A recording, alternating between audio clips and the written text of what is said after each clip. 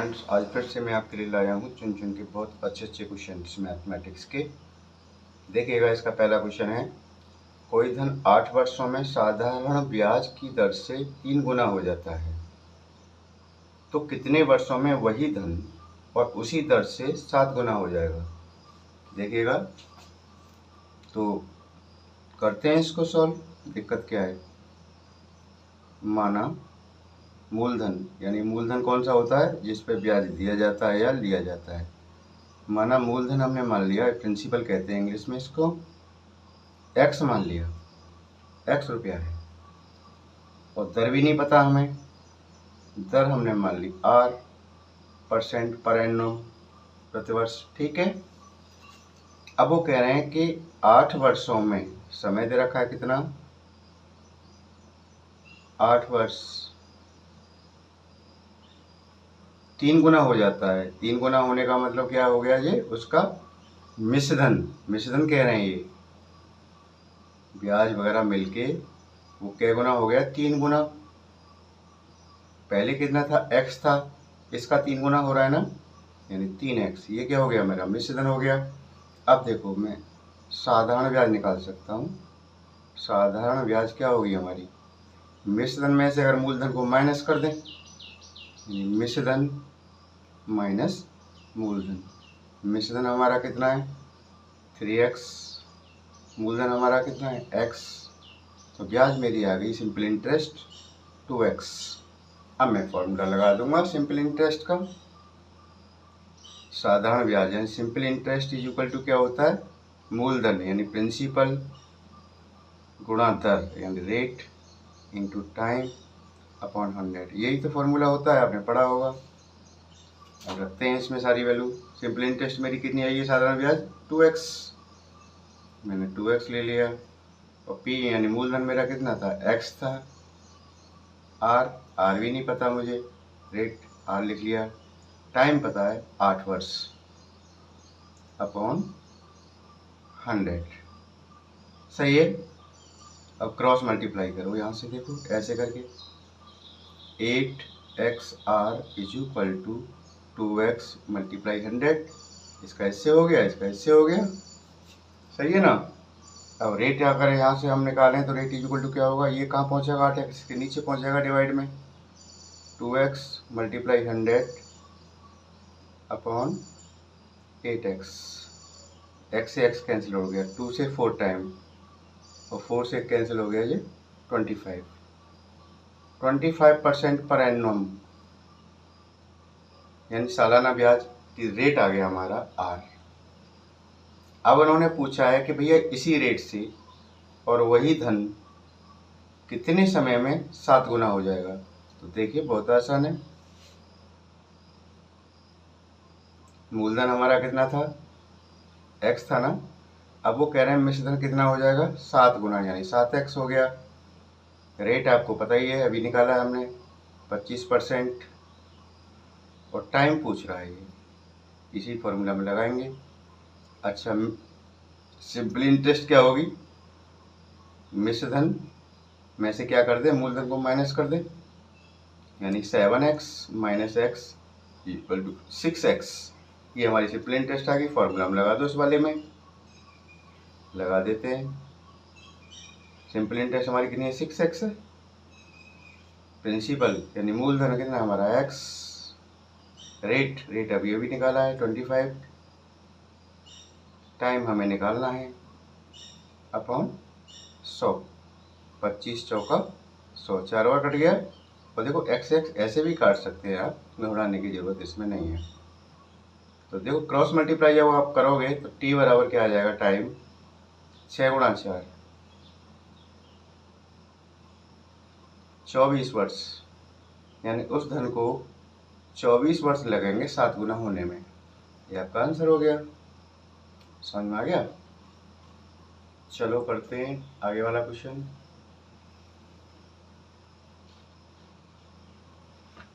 देखिएगा, इसमें लिखा हुआ है किसी टीम के 12 खिलाड़ियों की औसत आयु 25 वर्ष है।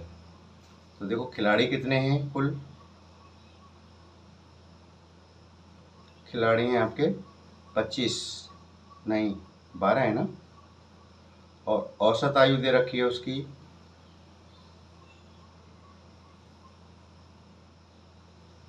औसत आयु है 25 वर्ष, एवरेज एज जो है उनकी सभी की। तो देखो कुल योग कितना हो गया, 12 खिलाड़ियों की पूरी सबकी अगर एज को मैं जोड़ूं तो कुल योग, वैसे ऐसे क्वेश्चन कई करा चुका हूं मैं आपको। कुल योग बराबर होता है औसत मल्टीप्लाई कुल संख्या, यानी जो खिलाड़ी है उनकी कुल संख्या। तो औसत है आपका 25 और खिलाड़ी यहाँ पे 12, 12 पंच 60, ये हो गया 300। यानी 12 खिलाड़ियों की उम्र को हम सबको जोड़ दें तो कितनी आती है, 300 वर्ष हो जाती है। ये समझ में आ गई। अब आगे कह रहे हैं यदि कप्तान की आयु भी शामिल कर ली जाए, एक कप्तान और है उसकी भी आयु हमने शामिल कर ली तो औसत 1 बढ़ जाता है। पहले औसत कितना था 25, फिर कितना हो जाएगा और उसे शामिल करते ही 26 हो जाएगा ना, 1 बढ़ गया। तो देखो कुल खिलाड़ी कितने हो गए, अब कुल खिलाड़ी हो गए आपके, पहले थे 12, अब एक कप्तान और आ गया तो कितने हो गए, 13 ना हो गए, 13 खिलाड़ी हो गए। ठीक, 13 खिलाड़ी हो गए। अब उसकी आयु हमें नहीं पता, मान लेते हैं, माना कप्तान की औसत आयु, कप्तान की आयु औसत थोड़ी होगा उसका अकेले का, माना कप्तान की आयु बराबर x वर्ष है। ठीक है, अब कुल योग कितना था 12 खिलाड़ियों की आयु का, 300 था। अब एक कप्तान की आयु और जुड़ गई तो कुल योग कितना हो जाएगा बताओ। कुल योग भाई 12 खिलाड़ियों का था तो 300, इसमें कप्तान की आयु और जोड़ दो, इतना ही तो होगा, 300 प्लस x हो गया टोटल योग। ठीक है, अब औसत कितना हो जाता है, 1 बढ़ जाता है, तो औसत कितना हो जाता है, औसत 25 था पहले, अब 1 और बढ़ा दो। ठीक है, तो ये कितना हो जाएगा 26, ये आपका औसत आ गया। अब आराम से हो जाएगा, देखो फॉर्मूला लगा दो औसत वाला, औसत इज इक्वल टू कुल योग बटे कुल संख्या। औसत हमारा कितना हो गया 26, कुल योग कितना है हमारा, ये रहा 300 पहले था, कप्तान की आयु और जोड़ दिया 300 प्लस x, और कुल कितने खिलाड़ी हो गए, कुल संख्या पहले 12 थे, कप्तान को मिला के अब हो गए 13। क्रॉस मल्टीप्लाई करो ऐसे ऐसे करके, इसका इससे इसका 1 से करेंगे तो ऐसे ही आ जाएगा, 300 प्लस एक्स इक्वल टू 26 गुणा 13। ठीक है, तो 300 प्लस एक्स, इसका मल्टीप्लाई कर दो इसमें। ठीक है, ये 13 छिंग 78, 8 33, ये 338 हो गया। तो एक्स बराबर क्या होगा, 300 बदल ले जाकर माइनस कर दो, कितना आ जाएगा 38 वर्ष। ठीक है ना, x की वैल्यू आ गई 38, और x मैंने क्या माना था, कप्तान की आयु तो मानी थी मैंने, तो आपका हो गया यहाँ से आंसर आ गया। आप लिख सकते हो कप्तान की आयु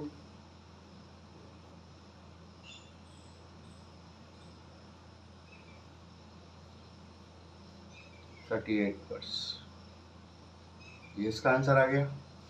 कोई दिक्कत तो नहीं आई होगी ना। अब करते हैं नेक्स्ट क्वेश्चन। देखो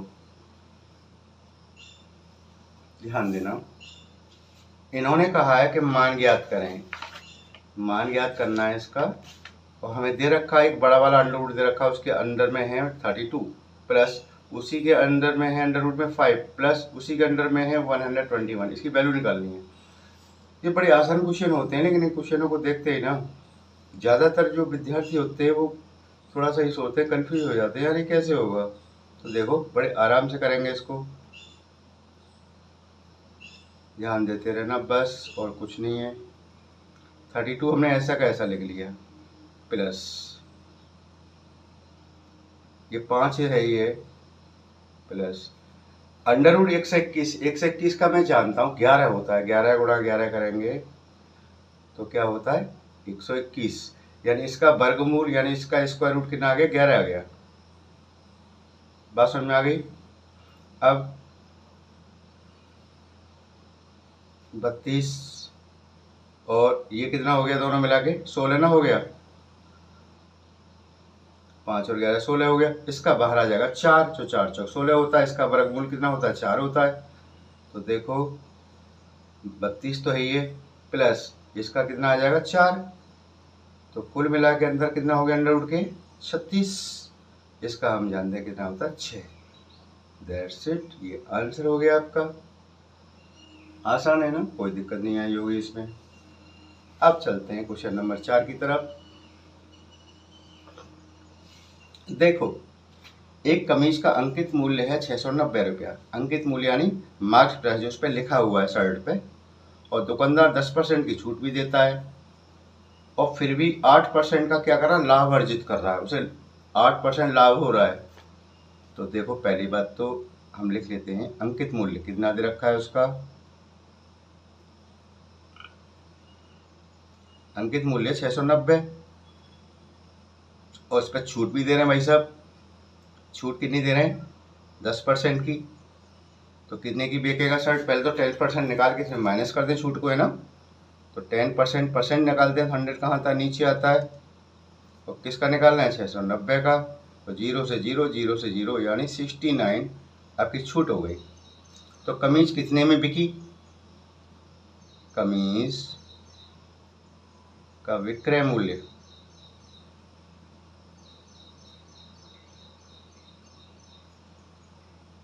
भाई 690 की थी, 69 माइनस करना पड़ेगा क्योंकि छूट दे रहे हो आप, तो ये बिकी है आपकी 621 की, ये विक्रय मूल्य आ गया। ठीक है, इसको ध्यान रखना कि शर्ट इतने की बिकी।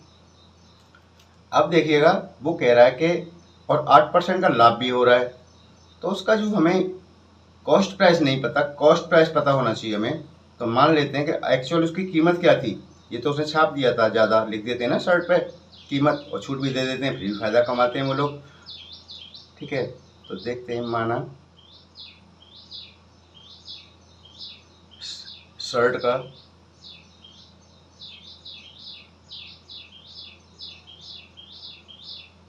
क्रय मूल्य, क्रय मूल्य कहो या लागत मूल्य कहो या कॉस्ट प्राइस कहो, एक ही बात है।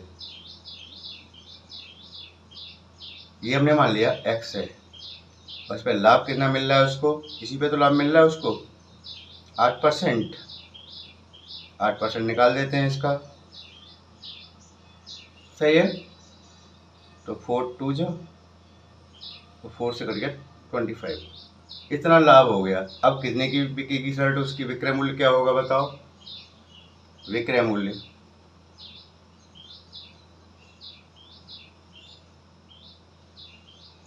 विक्रय मूल्य हो जाएगा हमारा, देखो एक्स तो उसकी कीमत है, कॉस्ट प्राइस है, और लाभ इतना मिल रहा है, प्लस कर देंगे इसको लाभ को, 25x और 2 27x हो गया। ठीक है ना, यानी ये हो गया आपका 27x/25, ये विक्रय मूल्य हो गया। तो वहाँ विक्रय मूल्य कितना था 621 था, यहाँ विक्रय मूल्य कितना है इतना है, तो ये दोनों बराबर हुए ना विक्रय मूल्य। तो अब बराबर हुए तो इनको हम इक्वल में रख देते हैं, रख दो इक्वल में, यानी 27x/25 = 621, सही है ना। क्रॉस मल्टीप्लाई करो ऐसे करके, यानी 27x = 25 गुणा 621, तो x = 25 गुणा 621 अपॉन में 27। इसे कम आप करेंगे कैलकुलेट, तो देखो ये आएगा आपका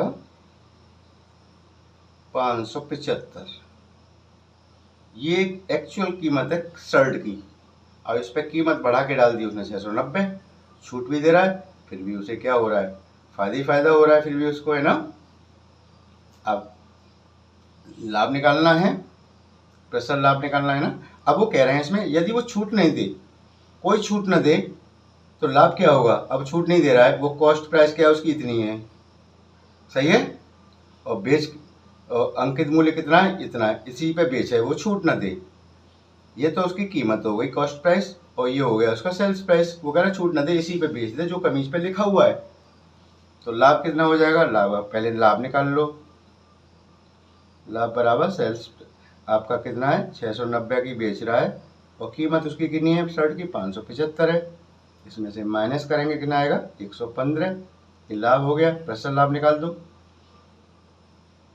प्रसल लाभ क्या होगा 115 मल्टीप्लाई 100 अपॉन किस पे निकालते हैं, कॉस्ट प्राइस पे, सबको पता है,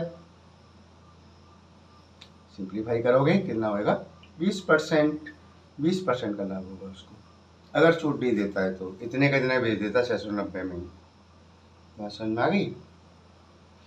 चलो एक और कर लेते हैं जल्दी से।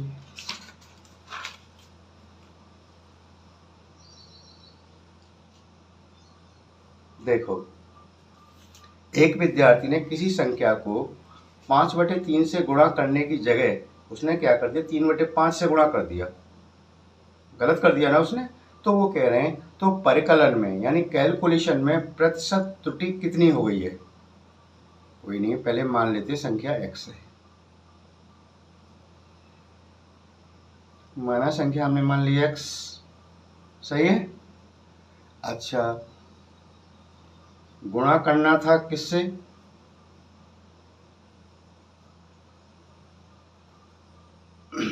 गुणा करना था हमें किससे करना था 5/3 से, इसी से तो करना था, लेकिन कर दिया जो 3/5 से, तो कर दो गुणा, 5/3 x हो गया, और गुणा कर किससे दिया हमने, गुणा कर दिया 3/5 का कर दिया ना, x में कर दो 3/5 का, ठीक है, ये करना था और ये हो गया, ठीक है। और त्रुटि क्या हो गई हमारी, कितनी गलती की हमने, पहले उसे निकालो त्रुटि, तो इसमें ये कर दिया ना, इसमें से जो है माइनस कर दो, इसमें से इसे माइनस कर दो भाई, 5/3x माइनस 3/5x, तो देखो कितना आता है, एलसीएम ले लो, कितना इसका आ गया 15, 3 5 जा 5 5 जा 25x माइनस 5 3 जा 3 3 9x, तो ये कितना आता है आपका 25 में 9 हो गया 16x/15, इतनी गलती हो गई है उसमें, ठीक है ना, इतनी त्रुटि पाई गई है। प्रतिशत त्रुटि निकाल दो इसका, प्रतिशत त्रुटि, प्रतिशत त्रुटि निकालना है। अब देखो, प्रतिशत निकालते तो 100 का मल्टीप्लाई होता है ना, और किससे करना था हमने मल्टीप्लाई, मेन तो हमारा ये था ना, इससे डिवाइड कर देंगे इसको, 5/3 कहाँ पहुँच गया ऊपर, और x तो साथ में है ही है ना, x तो नीचे रहेगा, x से x कैंसिल हो गया, और 3 5 जा 5 5 जा 25 25 4 जा 100 100, तो 4 इंटू यहाँ पे कितना अभी 16 है ना, तो कितना हो जाएगा 64% की त्रुटि हुई है जी कैलकुलेशन में, समझ गए। इनकी प्रैक्टिस को करना है इनको अच्छे से, है ना। Thank you.